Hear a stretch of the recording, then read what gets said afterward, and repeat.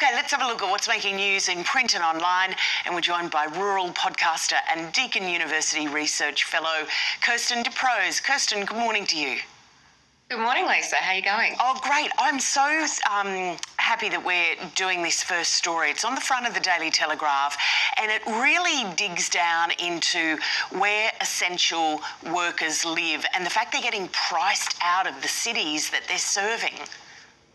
Yeah, look, I think the headline of this paper says it all, live where you work, which is such a simple sentiment. But in today's day and age, you know, our major cities and even regional towns, it's getting really difficult to do just that. So this story is really talking about kind of an unlikely alliance between unions and developers who are coming together to make a push for nurses, ambulance workers and other essential service workers to be able to actually live where they work. So a lot of people in Sydney, and I know also Melbourne, but this is of course a state government law. So talking about New South Wales, a lot of people in Sydney travel a long way to work. You know, it can take up to 90 minutes for many people, you know, often from Western Sydney, or some people even come down from the Central Coast.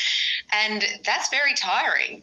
And I guess it just goes back to the sense of what we need in a community. So this push has really come from the Health Services Union, the Shop Distributive and Allied Employees Association, along with the developers Lendlease and Stockland, who are calling for a rezoning of areas, particularly around transport hubs, to permit mid-size apartment blocks. So that can be up to 9 stories, which they say would financially make it viable to then have a fifth of those apartment dwellings to have concessional rates for people who have these essential services jobs, particularly in our health sector.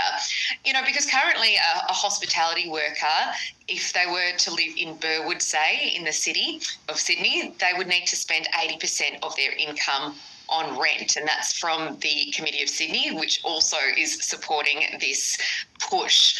So this has been taken to the Minns state government, and it's just a very, I suppose, interesting approach, because we know that a lot of suburbs around Sydney have been quite reluctant to build up, but I think there needs to be some serious consideration about building up rather than out. Kirsten, another story sticking with the theme of homes is now on the Age of the front page. Take us through that one. Yeah, that's right. It's sort of, you know, meanwhile in Victoria, because this is obviously the housing crisis issue, which we're all dealing with across Australia. This is an interesting one because I guess it's some political machinations behind this one, but some significant land tax changes are ahead in Victoria to make vacant homes available, more so for rent. And that comes after a political concession by the Allen state government to the Greens.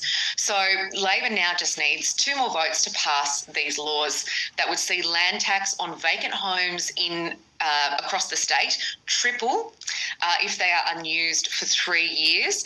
And also Victoria is going to trial a scheme forcing owners of suspected empty properties to actually prove they are unoccupied. So this all goes back to about a month ago when the Victorian government sort of surprised the property industry by announcing that it would expand a 1% tax on vacant properties to beyond just Melbourne's inner and middle rings, so to the whole state. But basically these changes weren't going to pass and they would have been defeated in the upper house because the Greens said that they weren't going to support unless it went further. So to address these issues involving the housing crisis. So now that's happened and it looks likely to pass. Yeah, it'll honestly, there's so many different areas where people are looking at it, and it's fascinating. We could talk about housing all day, but I wanted to check in with you. How are you going with the rain, by the way? Nate's been telling us how much has been falling everywhere. Yeah, that's right. So it's obviously moving further east of where I am in Western Victoria, but it's done its damage here in Western Victoria and South Australia. And the reason why it's done the damage is because a lot of us, the farmers, are in the middle of harvest. Personally, we only just started. We had one day of harvest and then had to stop.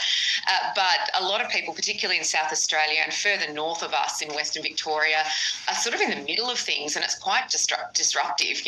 There's been more than 100 millimetres of rain that fell, and a lot of that fell really quickly. There were parts of Victoria that had 50 mils in 30 minutes, and that's not great when you're harvesting.